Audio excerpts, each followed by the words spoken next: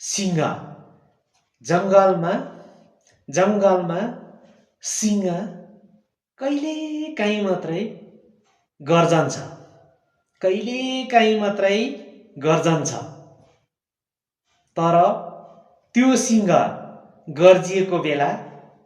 जंगलको सबै जनावरहरू चुप लागेर हतार हतार त्यो सिंहले थाहा पाउँछ कि भनेर कुलेलाम ठोक्छ भाग्छ तर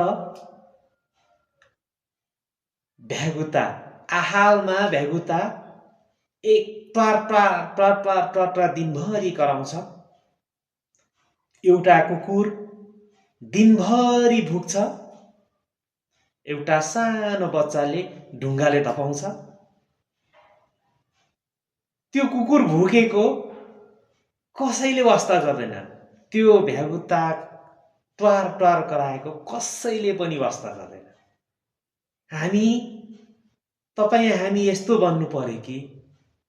त्यो सिंह जस्तो बन्नु पर्यो हामी बोल्दाखेरि त्यो सिंह जस्तो कहिलेकाहीँ हामी बोल्ने हो आवश्यक ठाउँमा बोल्ने हो सही कुरा बोल्ने हो जताभावी